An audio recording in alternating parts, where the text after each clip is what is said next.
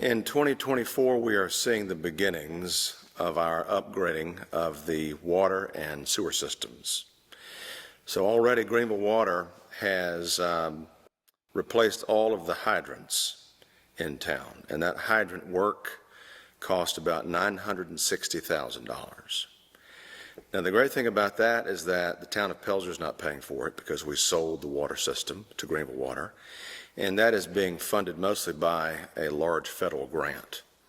So we're very excited about that part. That's done. We have seen plans of where they're going to be putting in new mains going up under the Saluda River towards north towards Piedmont, and under the Saluda River in the east towards West Georgia Road to connect to those systems. And what that's going to do is make our water tower off of Smythe Street obsolete, and they'll be removing that water tower.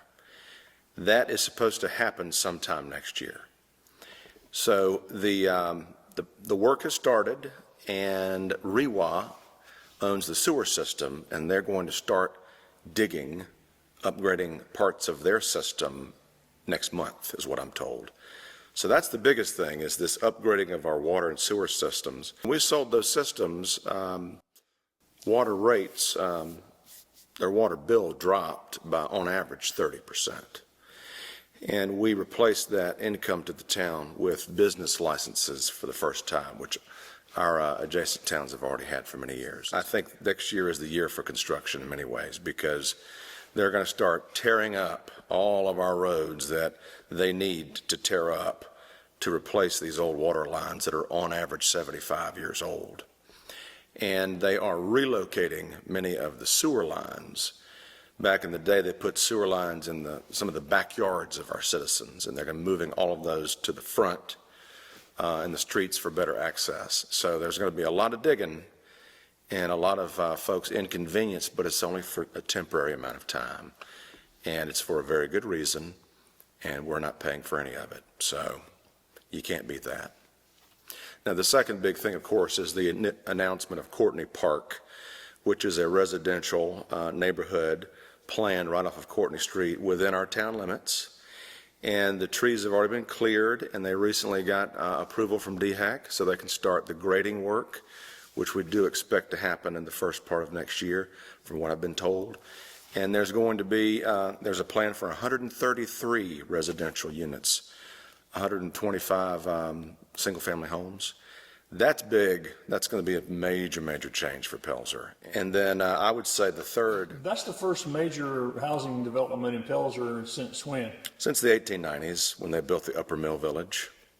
We've not seen that many houses constructed within the town since then. So this is going to be a very big deal for us, and we're very excited for it. We're very excited for that. The third thing I would say that was the biggest story was the restoration of Bill Hopkins Field. We did that in the spring.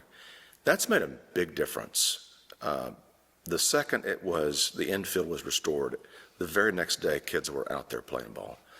And it has been used very frequently by both children and adults. And right now we have let people use it for free as we create more interest back in that field. And so now we're having to we have a lot of interest in trying to figure out the schedule of how we're going to accommodate everybody. And this has drawn a lot more interest to that field. We had a fall event there called the Jack-O-Lantern Jamboree, which was a fall festival, which was very successful, especially for it being the very first one. And it was an effort by the Pelzer Masonic Lodge and joined in by several businesses in the area. And both towns of Pelzer and West Pelzer joined in, and it was just a great deal of fun. And I hope that we'll continue to see that kind of interest drawn back to Bill Hopkins Field. And hopefully, I'm having that property surveyed to figure out where exactly the property lines are, because we need to do some improvements to that concession stand now that there is a demand to use it. And what I'm hoping for is also some type of master plan for that whole area, so that we can actually find some big funding to do some big improvements over there, because The interest is there. The history is there. It's been a ball field for over 100 years, and we've got to bring the life back there again, like we've seen this year. This year we have not seen that much activity there in the past decade or more. So it's very exciting to see people back playing ball on that field. That's a big deal. So the restoration projects that are ongoing for the community building and the old hospital, everything is ready to go on our end. We have the drawings, the architectural drawings of what both buildings are going to look like. We have the engineering drawings being prepared for the community building. We are waiting on them. We are ready to go. We have the funding in place to fully restore the community building. So nobody's waiting on me. But I'm told by our architect who's working on both those projects that his goal is to have all of that ready to go by the end of this year so we can start taking bids and we can finally see some real construction on both those buildings. Speaking of major construction projects, you've got a major grant for the Milltown Pelzer Theater. We do, and that has nothing to do with the town of Pelzer. I need to say that because that's a separate entity. Financially, it does. Financially, yeah. But I mean, from a standpoint of Yes. attracting people here in Pelzer. Oh, it's an yes. important part of Pelzer. It's a huge part of Pelzer. But I just have to say that in serving as mayor, that in no way has anything to do with me running Milltown Players. Milltown Players is my job, is my occupation. And the grant that we received is a tourism grant from the South Carolina Department of Parks, Recreation, and Tourism. And Representative Ann Thayer helped us secure that money.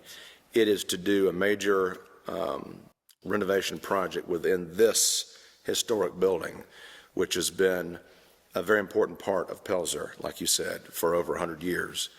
And it has to do with fixing the floor. We've got some soft spots, some structural stuff going on, and to also restore the orchestra pit that I'm currently sitting on.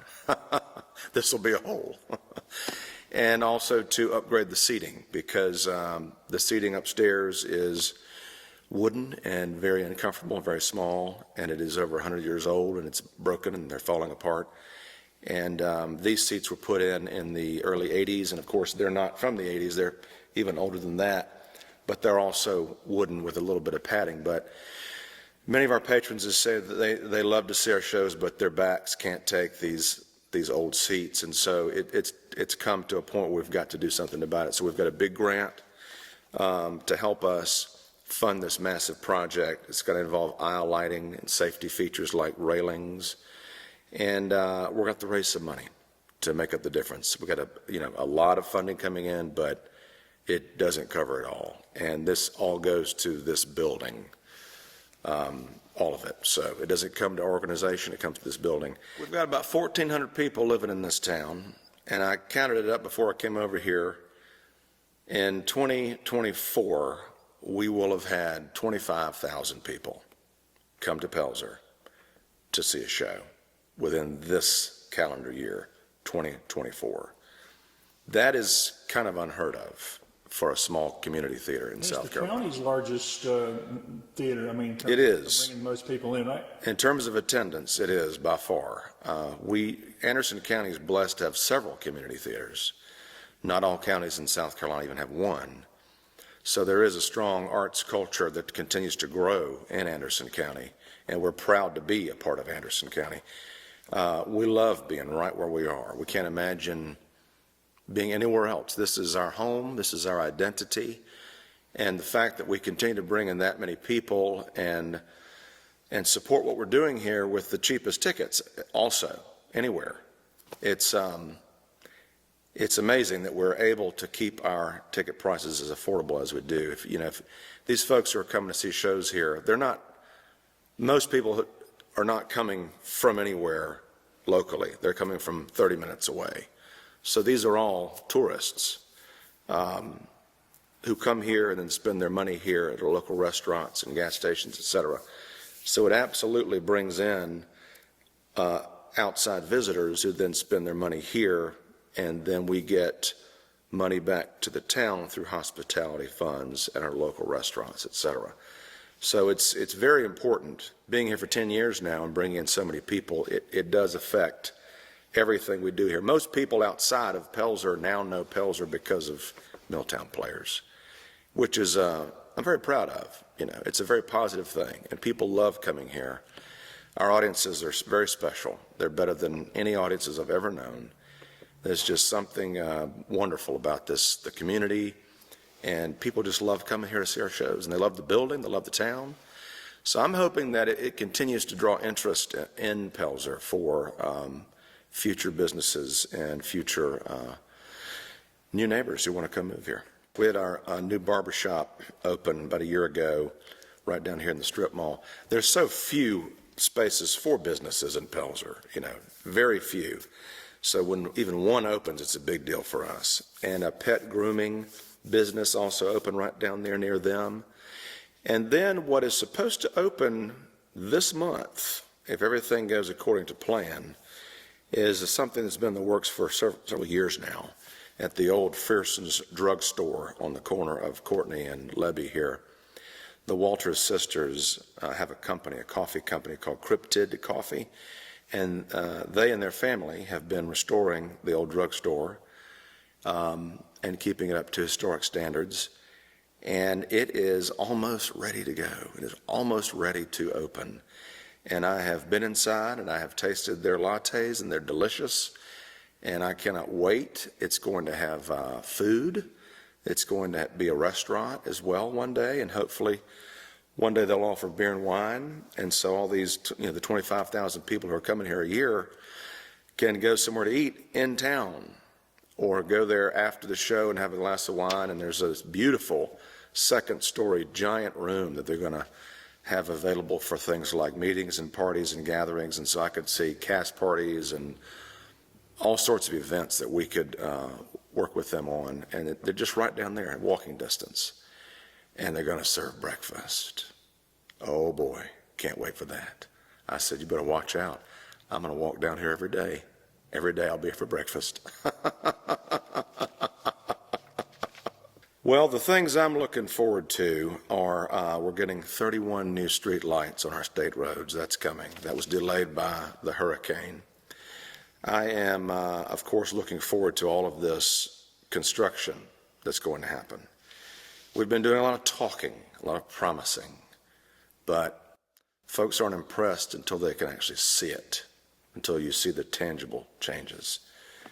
That's what I'm hoping for. I want people to be able to see the things we've been working on and talking about for years actually start to happen in 25. That's going to be important for us. And the other thing is that I have put in a request for state funding for the restoration of the hospital.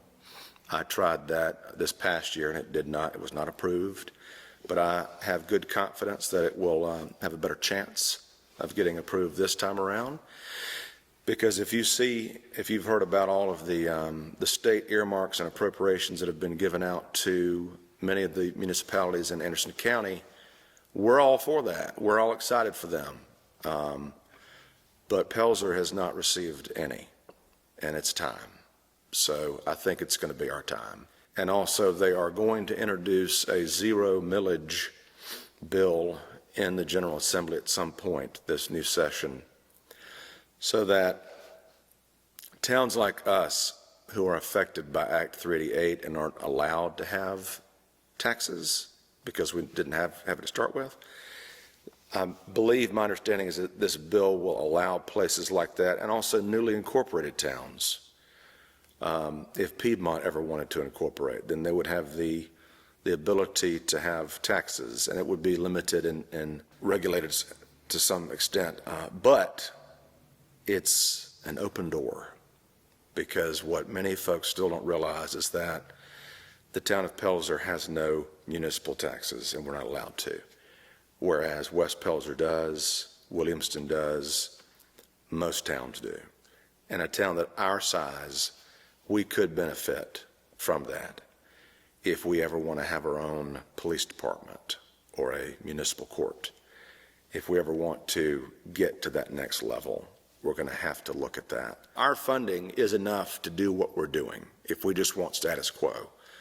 But if we want more, if we ever want to grow, if we want to have a police department, right now we are paying Anderson County Sheriff's deputies to have a dedicated coverage, about 50 grand a year for extra coverage. But if we want our own police department and, like I said, municipal court, so that we can have some teeth behind some of our ordinances, so we can actually grow and become the town that we know that we can be, that's kind of the necessary next step one day. Nobody likes taxes. I don't want any more taxes. But if you want a police department, you got to pay for it. I'd like to have a police department. That'd make me feel safer, for sure, and deal with some of the ongoing challenges we have here in town. So I'm excited about that. But for me, I think for 2025, I just want to see the construction. Let's go. Let's get going, baby. Let's do it.